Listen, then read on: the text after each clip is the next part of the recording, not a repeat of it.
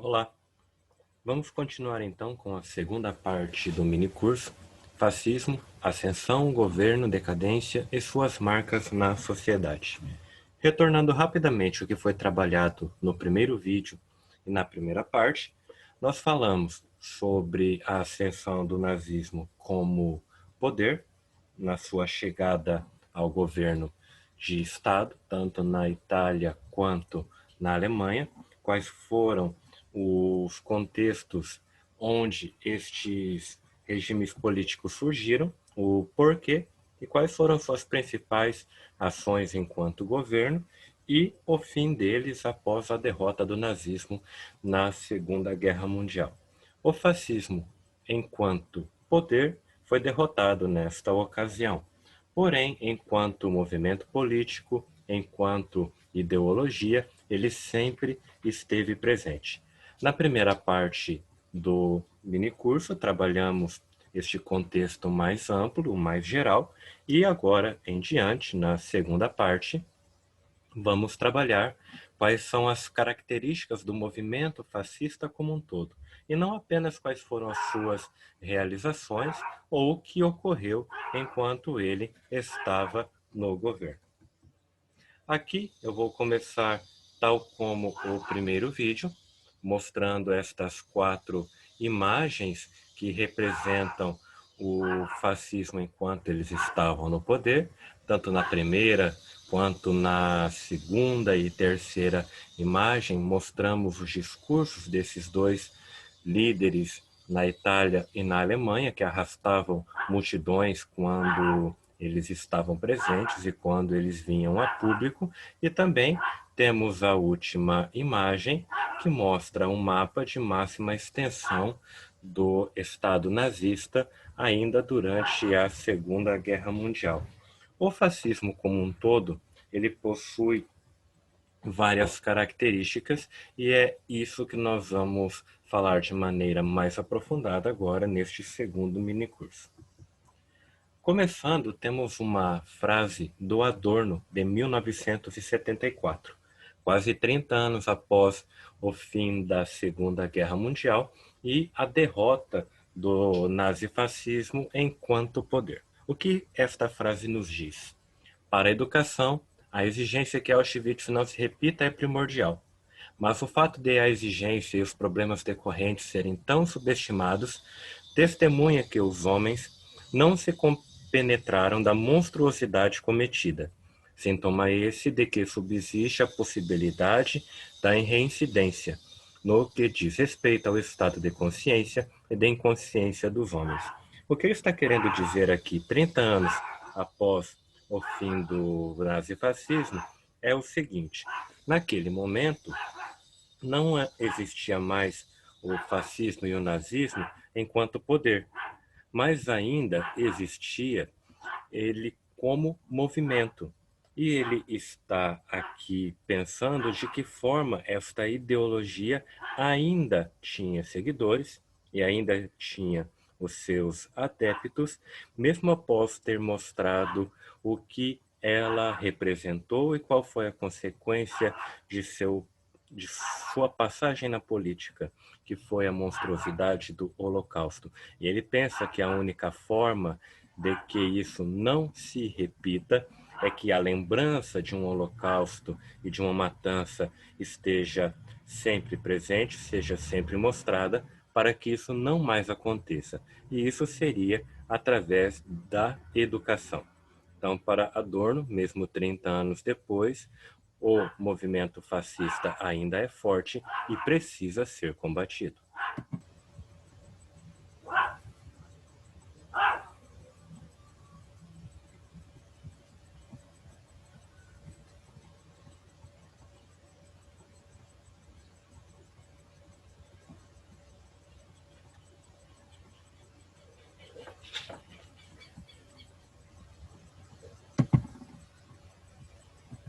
O surgimento deste fascismo, como nós vimos, ocorre em 1919, enquanto partido, e chega ao poder na Itália em 1922. Mas há uma recorrência, mesmo após o fim da Segunda Guerra e a sua derrota.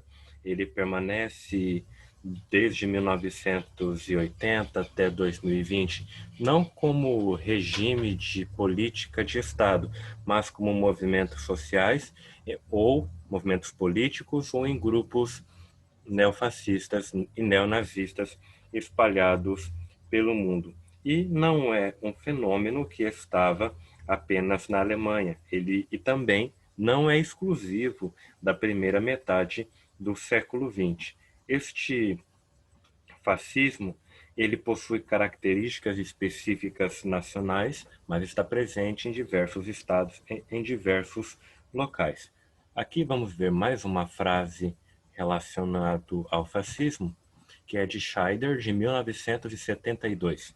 Aqui ele nos mostra que se reconhece como fascistas movimentos nacionalistas extremistas de estrutura hierárquica e autoritária e de ideologia antiliberal, antidemocrática e antissocialista que fundaram ou intentaram fundar, após a Primeira Guerra Mundial, regimes estatais autoritários.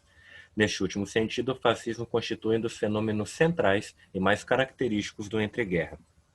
Aqui ele trabalha o fascismo como poder de Estado, estando como um fenômeno central no entreguerras, e mostra as principais características que possui estrutura hierárquica e autoritária, ideologia antiliberal, antidemocrática, antissocialista e de nacionalismo extremo. Também a busca de um passado glorioso, a manipulação das massas através da propaganda, com um ódio e desprezo ao outro, e uma diminuição dos valores individuais em prol de valores coletivos.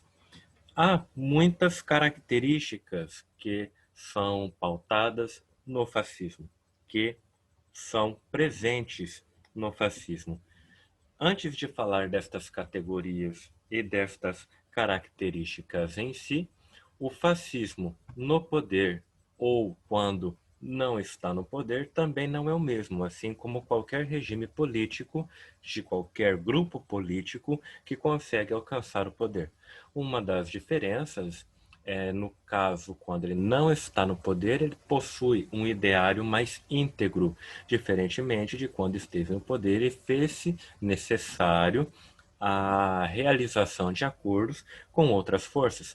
No caso, Mussolini com a Igreja Católica em 1929, com o Tratado de Latrão e o criação do Estado do Vaticano, e também no caso de Hitler, no ano de 1938, quando ele faz um pacto de não agressão com a União Soviética. Então, são alguns acordos que, quando eles estão no poder, se veem necessário a fazer, e se estivessem fora do poder, um ideário mais íntegro não o permitiria que o fizesse. Esta imagem que aparece no slide que estamos vendo é uma imagem do Tratado de Latrão, o acordo entre a Igreja Católica e o Mussolini, o fascista. Nesta ocasião, a questão romana chega ao final. Aqui havia um problema entre a Igreja Católica e o Estado italiano pelo tamanho de suas terras e quais terras pertenceriam à igreja, e era um problema que já se arrastava por séculos, e em 1929 eles chegam a um acordo, tendo a igreja conseguido o seu estado e o seu pedaço de terra, que era o Vaticano, o Estado do Vaticano. Como eu estava comentando com vocês, várias características fazem parte do fascismo, e são muitas delas. Então, o historiador Francisco Carlos Teixeira da Silva escreveu um capítulo chamado Os Fascismos, que está presente no livro Século XX, Tempo das Crises, publicado por Daniel Reis Filho. Neste livro, ele traz várias características do que seria um fascismo ideal, baseado no tipo ideal de Max Weber, de se criar um modelo para estudo dos fenômenos. Com isso, Com esta fenomenologia do fascismo, o autor tem a intenção de se criar uma ferramenta de estudo de auxílio para os historiadores quando eles pretendem estudar o fascismo. Este modelo serviria de base e de comparação de estudo para os demais historiadores. E dentro deste modelo, ele vai estabelecer 4 principais grupos de características. E cada um destes grupos principais de características traz dentro dele outras que nós vamos ver a cada um que nós passaremos a partir de agora. O primeiro grupo é o antiliberalismo e antipartidarismo. No segundo, Estado orgânico e liderança carismática. Terceiro, comunidade do povo e a sociedade corporativa. E quarto, a destruição do eu e a negação do outro. De acordo com o autor, então, estas 4 grandes características formariam um modelo ideal de fascismo, formariam um modelo de um regime que seria fascista. No primeiro grupo de características, nós vemos que o antiliberalismo está presente, o antiparlamentarismo também está presente. Por que estas 2 características de uma maneira mais ampla? Primeiro vem da negação da herança iluminista. O iluminismo foi o principal arcabouço teórico e ideário que ajudou na Revolução Francesa. A partir da Revolução Francesa e com as mudanças políticas e sociais que ocorreu na sociedade francesa no primeiro momento e depois em toda a sociedade europeia, modelos anteriores, onde o clero e a nobreza tinham muito poder, foram substituídos por modelos liberais. Nestes modelos liberais de ordem burguesa, os antigos líderes do poder, tal como a nobreza e a igreja, foram perdendo seu espaço. E, com isso, o nascimento de valores ideais, de valores sociais, vai ficando mais presente nesta sociedade como um todo. Porém, o fascismo é contra essa herança iluminista, nega essa herança iluminista. Nesta herança está o motivo da crise contemporânea que foi causada pelo liberalismo.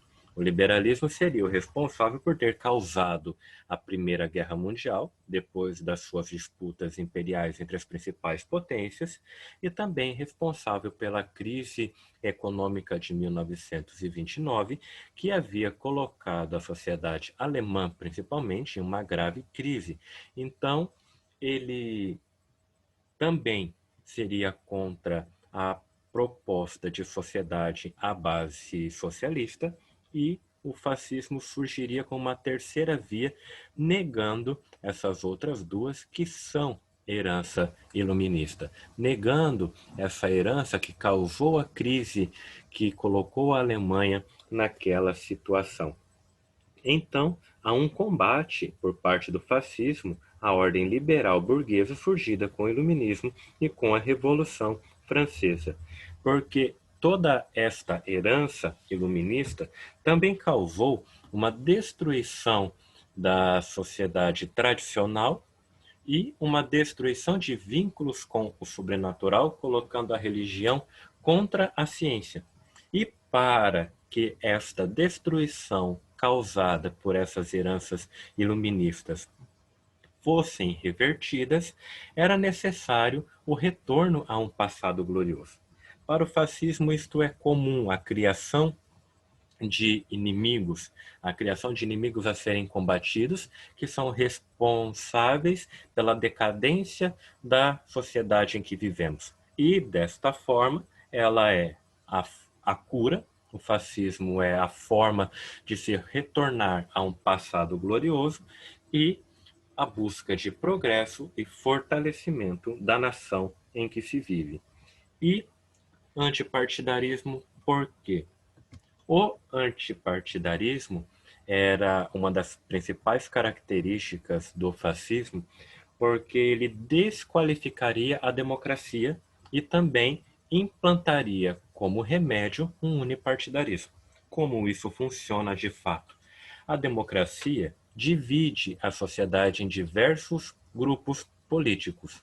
2, 3, depende da situação, mas não há uma coesão política e nacional com a democracia.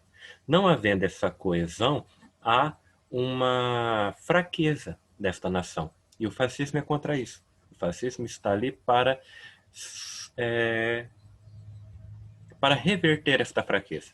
O fascismo está ali para curar este mal. E para isso é necessário um governo de um único partido. E esse único partido será responsável por uma coesão política e nacional, colocando toda a sociedade, toda a nação em busca de progresso para o fortalecimento da nação, para o fortalecimento do país onde ele está governando. Um pequeno exemplo da própria sociedade brasileira, no ano de 2014, após as eleições presidenciais, 52% dos votantes escolheram um partido e 48% escolheram outro naquela ocasião. Isso seria uma divisão política, e essa divisão política de grupos políticos antagonistas ocorre devido à democracia. Para o fascismo, isso não é interessante. A divisão da sociedade daquela forma apenas enfraquece. Por isso, a necessidade da implantação de um único partido e fortalecê-la sobre os julgos desse partido. Esses são os primeiros grupos de características que descreve o fascismo. No segundo grupo, vemos um estado orgânico e liderança carismática. Só pelo título deste grupo de características, ou de liderança carismática, nós podemos pensar novamente naquelas primeiras imagens que coloquei para vocês no primeiro slide, tendo os líderes carismáticos. Porque para ter um único líder, para levar essa sociedade ao progresso, sem que haja uma divisão entre elas, além do uso da força militar, é necessário também ter uma liderança carismática. Esse estado orgânico do fascismo é um estado forte. E essa liderança carismática impede a divisão da sociedade. Esse estado vai ser total, porque ele vai se preocupar com todos os aspectos da vida da sua nação. Ele é novo, acabando com o anterior, que era velho e que dividia e enfraquecia a sociedade, integral, autoritário e, sobretudo, popular. O fato dele ser popular explica como o fascismo e o nazismo conseguiu trazer tantas pessoas para próximo de si no entreguerras e ter uma aceitação popular tão alta. Um estado orgânico é um estado coeso, é um estado sem lutas internas e sem contradições. Porém, para que essas lutas internas e contradições não existam e aparentemente exista um clima de harmonia dentro de um Estado unipartidarista, o uso da militar foi bastante presente nesses casos. O líder possui o poder executivo maximizado, enquanto o parlamentarismo e partidos e a autonomia do legislativo são eliminadas e substituídas pelo poder deste líder. A origem da fraqueza dos estados é eliminada, que é essa divisão interna, e afasta-se a possibilidade de divisão ou de debates. Assim, temos todo o Estado e toda a sociedade, todas as pessoas, trabalhando em uma única direção. Este é o estado orgânico que é necessário ao fascismo. A extinção de parlamentos e partidos políticos e uma unidade entre um partido único e o Estado. Eu havia comentado com vocês sobre um líder forte e sobre um líder carismático, que é necessário, que saiba usar da habilidade de discurso para convencer as massas, e a única educação que essas massas vai ter é através dos discursos e dos ensinamentos do partido. Então, estas imagens mostram como Hitler sabia ser esse tipo de líder. O tipo de líder que arrastava multidões por onde passava, que se mostrava carismático e que se mostrava preocupado com todas as pessoas dentro do seu país e que estava ali justamente para isso, para colocar o país na direção correta, lutando por cada um dos seus cidadãos. No caso, esta imagem do lado esquerdo e inferior pode parecer muito estranha, porque se assimila a ideia de Hitler com holocausto, com guerra, com destruição, com sangue e com barbárie, e não está errado assimilar a ideia dele a esse tipo de situação. Porém, era necessário vestir o personagem de um líder carismático para manter a coesão dentro do país. E desta forma, este líder carismático conseguia atrair para si a atenção e a devoção dos alemães.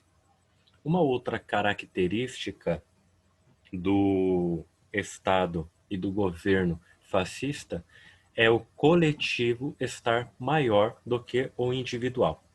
Antes de tentar explicar, eu vou ler uma frase do discurso de Goebbels em 1933, que era o ministro da propaganda do Reich, que nós já vimos na primeira parte deste minicurso. Estado total. O estado total deve ser um estado de total responsabilidade, onde do mais baixo círculo até o Führer todos devem obediência. A fronteira do conceito de liberdade do indivíduo limita-se com o conceito de liberdade do povo. Ninguém pode exercitar um direito ou uma liberdade à custa da liberdade nacional. Quanto mais livre um povo, tanto mais livre poderá ser um seu membro.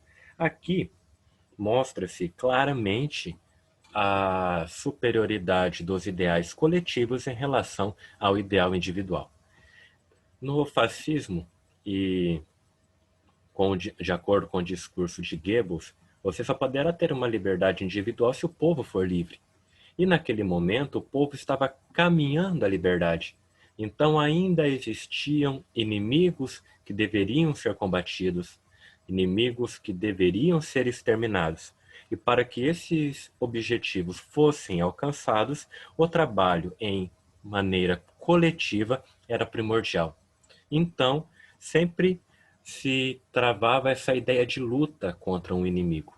E só quando este inimigo fosse vencido é que o povo, estando livre, poderia assim ser um indivíduo e desta forma exercitar esta liberdade individual. Mas antes disso, era necessário esta luta contra o inimigo. Então, de certa forma, o fascismo sempre vai criar um inimigo para se colocar na cabeça das pessoas que há esta luta a ser travada e sempre estarão travando essa luta. E pelo fato de sempre estarem travando esta luta, o ideário coletivo sempre vai estar superior a um ideário individual. No terceiro grupo de características, vemos comunidade do povo e a sociedade corporativa. Dentro destas características, vemos uma certa semelhança com o que seria características de esquerda. Antes de mais nada, vamos deixar bem claro que o fascismo e o nazismo são governos políticos ou um movimento político de direita. Porém, houve a utilização de algumas características da esquerda. E pelo fato de ter ocorrido esta utilização, até os dias atuais, de maneira consciente ou inconsciente, há um certo equívoco, que pode ser proposital ou não, ao taxar estes governos como governo de esquerda. Já mais para frente eu vou retornar um pouquinho neste assunto. Antes, vamos para este grupo de características.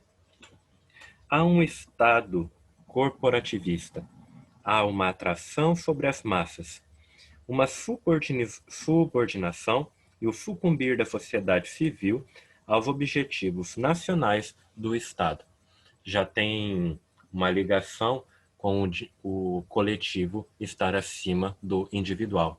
Então, isso causa uma atração sobre as massas e vai haver uma educação sobre essas massas para que ela possa trabalhar para a comunidade de um povo.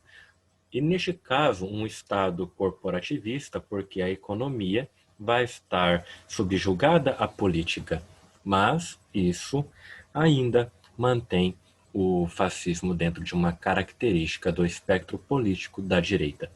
Voltando à atração que o fascismo fazia às massas, o fascismo ele apelava para um sentimento de integridade do homem, de restauração das identidades perdidas, de restauração de uma tradição, do retorno a um país glorioso, de um passado glorioso, da família, da igreja. Então, todos estes elementos são muito sensíveis na, na cultura de um povo, são muito sensíveis no imaginário do homem. Então, o fascismo oferecia isso. Ao oferecer isso às pessoas, conseguia, com um poder de sedução e encantamento que era realizado através da propaganda, angariar o apoio de uma massa muito grande. Eram muito pequenos o número de pessoas dentro da Alemanha e da Itália que conseguiam ver toda essa lavagem cerebral que estava acontecendo e conseguia se desvincular das garras da propaganda do Estado e tentavam, de uma forma ou outra, ser uma resistência. Mas a maioria não conseguia enxergar isso devido ao poder de sedução e encantamento que era colocado pelo governo, angariando e trazendo para perto de si o interesse dessas massas. E sempre unindo toda esta sedução e todo este encantamento, junto com uma educação que negava o liberalismo e que negava também o marxismo, e que, naquele momento, se colocava como uma terceira via. Era a negação dos ideais iluministas, era a negação do que a sociedade havia vivido até aquele momento. O que foi vivido até aquele momento trouxe guerra, trouxe desestruturação familiar, desestruturação da tradição da igreja. Então, o que essa terceira via propunha era o retorno de toda esta sociedade de passado glorioso com uma terceira via. E, junto disso, era colocado às massas que os valores materiais eram inferiores aos valores morais, junto com o do individual ser inferior ao do coletivo. Aqui é colocado a sociedade como primeiro lugar, o grupo como primeiro lugar e a moral, os valores deste grupo em primeiro lugar. E quando estes trabalhadores tinham um tempo livre ou outro, o Estado preenchia este tempo do trabalhador ocupando com algum comício, com alguma formação ou com algo educativo para educar este povo dentro de todas essas características que já foi comentado. E tanto na Itália quanto na Alemanha, que era um local onde o movimento operário e sindical que já existia era muito forte, este movimento foi utilizado para que se chegasse ao objetivo do fascismo que estava no poder. Então, aqui vamos retornar àquela discussão que infelizmente é necessário ser feito.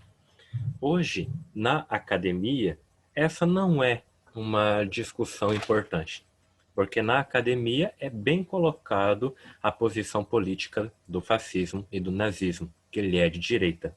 Os grandes estudantes e estudiosos, tanto do Brasil quanto do mundo, que trabalham com isso, já colocam categoricamente que ele é de direita, e qualquer menção ou colocação feita ao nazismo e ao fascismo, dizendo que ele é de esquerda, este discurso está cheio de interesses políticos, de outros interesses políticos.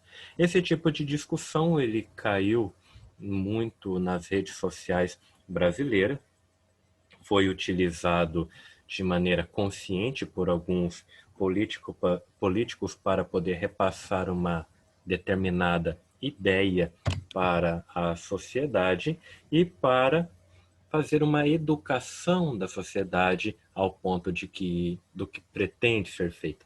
No caso do Brasil, por exemplo, e não é um local único onde isso esteja acontecendo, o nazismo e o fascismo são colocados como regime de esquerda, porque a esquerda atualmente é o grande inimigo que deve ser combatido por este governo que está aí presente. Então, nada melhor do que combater um inimigo colocando sobre a sua responsabilidade uma das maiores vergonhas e um dos maiores assassinatos em massa que já aconteceu. Assim se convence a população a se combater esta esquerda, já que também colocamos na responsabilidade dela os horrores do nazismo. Porém, dentro de algumas ocasiões, algumas frases utilizadas até pelo próprio Hitler no ano de 1945, vemos ali uma certa semelhança com ideais da esquerda. E por que isso aconteceu? Isso a gente retorna no que eu disse anteriormente do movimento operário ser muito forte na Alemanha e na Itália. Estes líderes fascistas se utilizaram desse movimento operário e se utilizaram também de uma linguagem característica da esquerda para convencê-los da sua causa e trazê-los para dentro do seu grupo de influência. Vou mostrar duas dessas frases, aí já retornamos para estas características. Aqui nós vemos uma, de Hitler, em 1943. O Estado Nacional Socialista trabalhará ainda mais energicamente no futuro a fim de realizar um programa que, nas suas últimas consequências, deve conduzir à eliminação completa das diferenças de classes e ao estabelecimento de uma verdadeira comunidade socialista. Aqui é uma frase completamente colocada dentro de características da esquerda. Até o nome, o Estado Nacional Socialista. Aqui está falando do Partido Nazista, Partido Nacional Socialista dos Trabalhadores Alemães. Aqui, por que se utiliza isso? Se usa todas as características socialistas, sem o ser, para que assim possa confundir o povo e assim trazer ele para dentro da sua luta, da sua causa. E atualmente o que tem acontecido não só no Brasil, mas em vários locais do mundo, é a utilização destas frases e destes discursos fora de contexto para tentar convencer as pessoas de que o nazismo teria sido um governo de esquerda, coisa que realmente não foi. Se pegar essas frases de maneira isolada, vai parecer um bom argumento. Porém, quando se pegar estas frases dentro de um contexto, se entenderá que era apenas a utilização dos meios da esquerda para convencimento dos trabalhadores, que eram a principal base política da Alemanha daquele momento. Vejamos este outro trecho.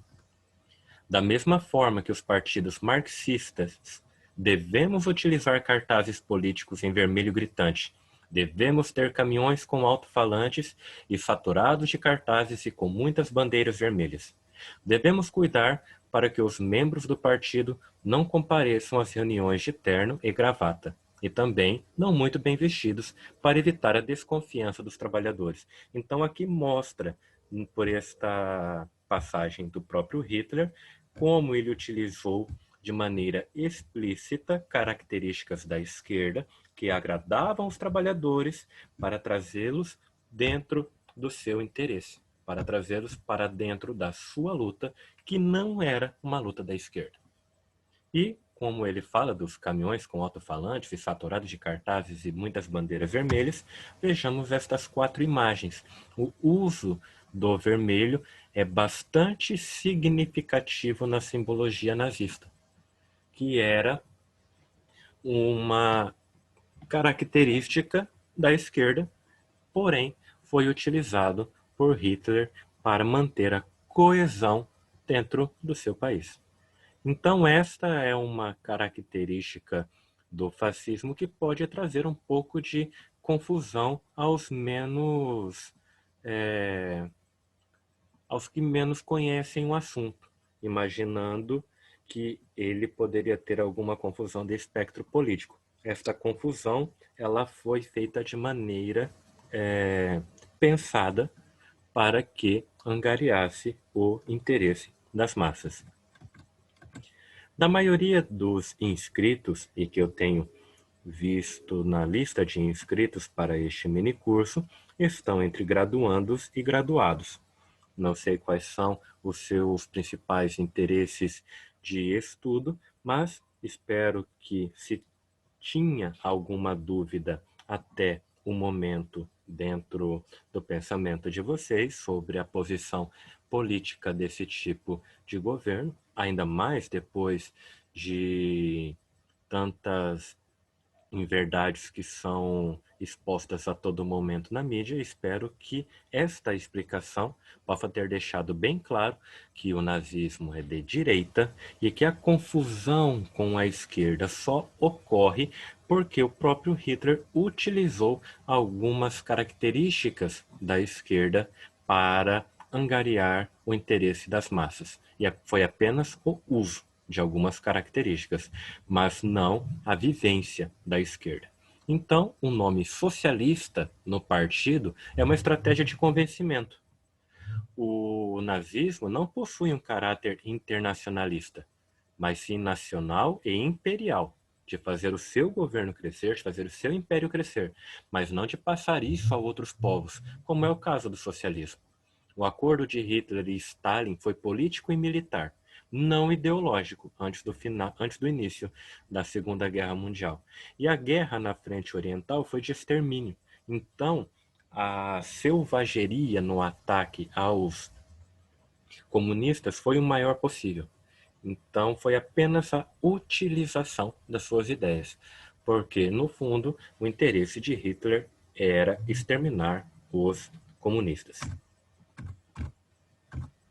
E vamos agora para as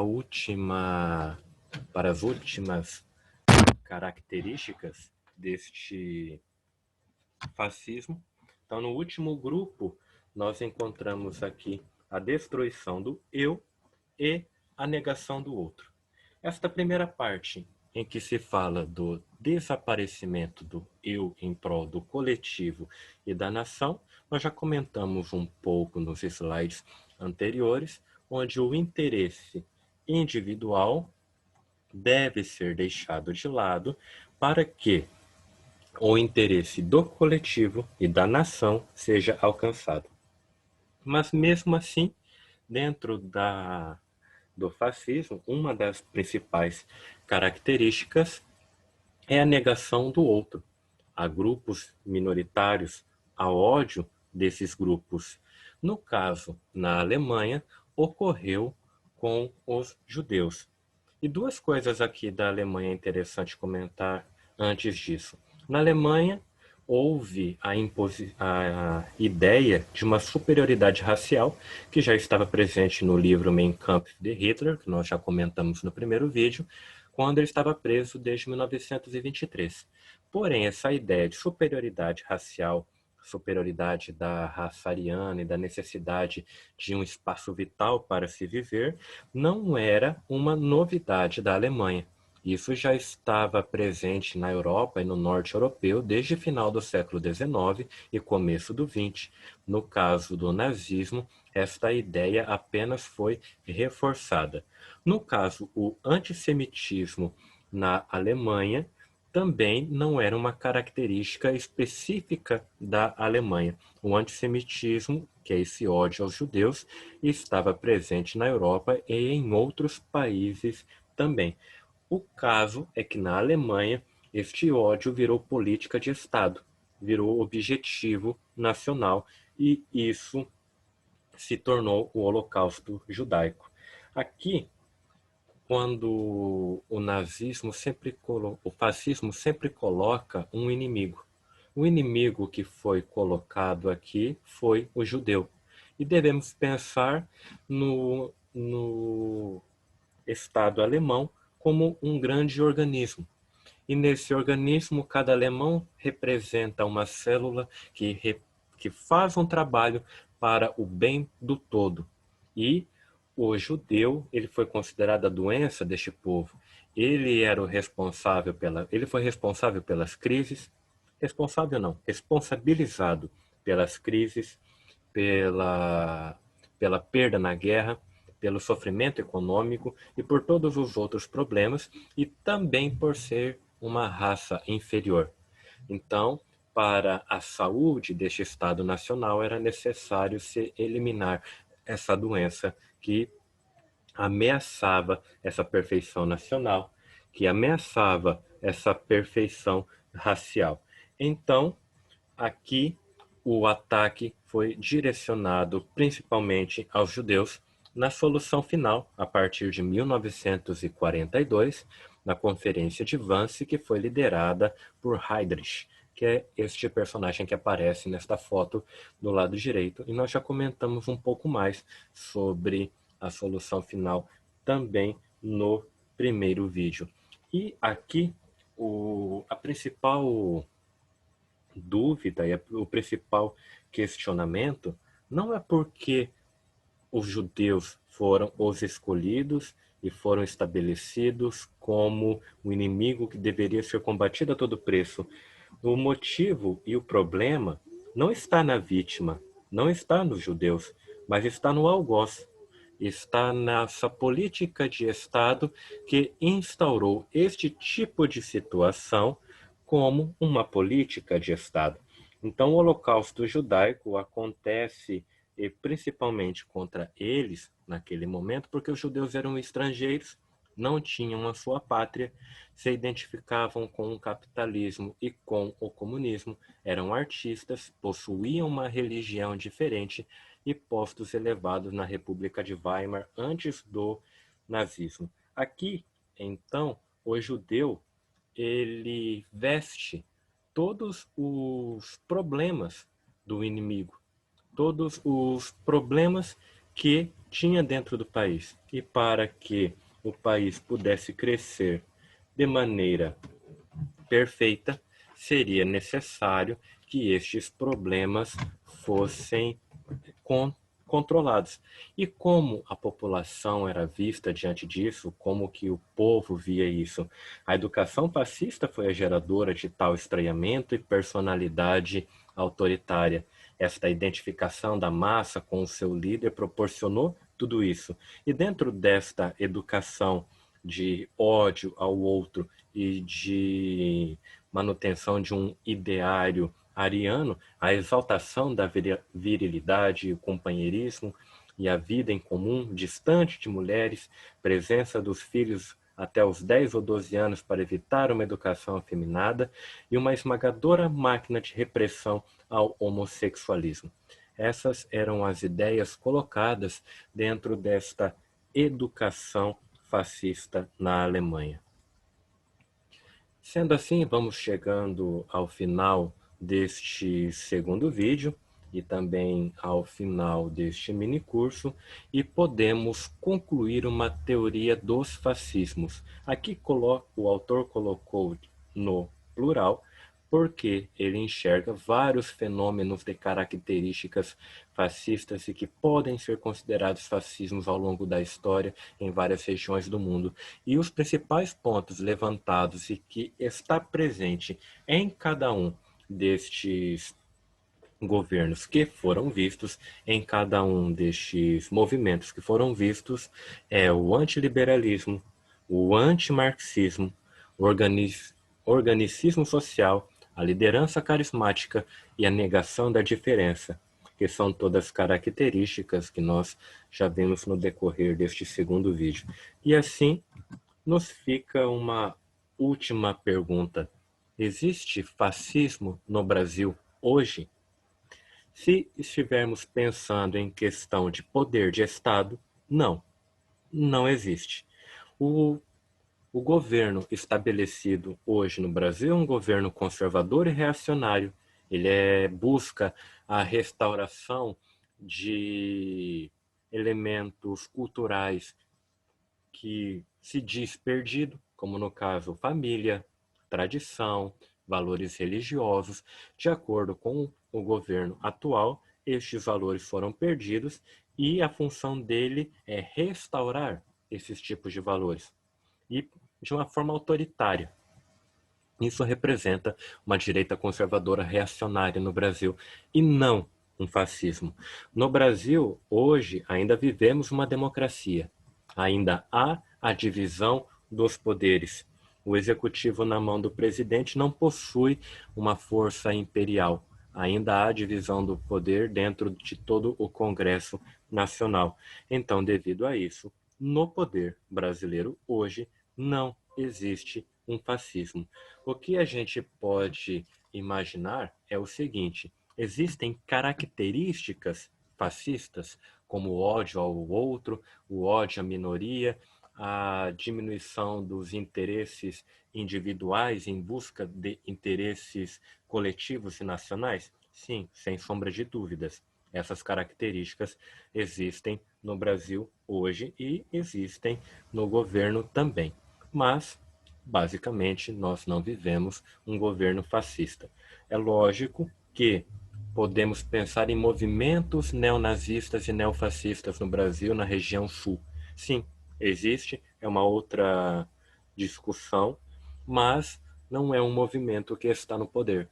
Mas sim, são movimentos fascistas. Então, esta pergunta que eu coloquei no slide se torna ambígua e necessita de uma outra palavra. Depende. Depende em que nível. No governo nacional, instaurado, não existe. Mas alguns grupos, assim, aí existe. Então, o fascismo, ele é um fenômeno muito complexo, ele é um fenômeno muito grande, que, infelizmente, como diz o Adorno no começo deste mini curso, na frase que eu coloquei, ainda tem muitas pessoas que o veem como uma alternativa e nós só vamos conseguir nos desvencilhar desta ideia de que o fascismo é bom quando a gente entender realmente o que ele proporcionou, quando entendermos a, a mortandade que causou e todos os males que pode causar ao ser humano e ver que se tem algum ponto positivo, esse ponto positivo é inventado apenas por convencimento e para atrair pessoas para esta luta. E para que o fascismo ou ideais fascistas sejam não esquecidos, mas sejam deixados de lado como uma alternativa. Isso, para que isso possa acontecer, é necessário que a educação seja bem focada e bem explícita nesses pontos. Espero que este mini curso possa ter sido uma pequena contribuição para que vejamos como este tipo de alternativa não é uma alternativa a ser escolhida pelos males que ela possa causar. E obrigado a todos os que estiveram presentes, que acompanharam o mini curso até o final. Mais uma vez, vou reiterar que estou disposto a qualquer comentário, a qualquer discussão.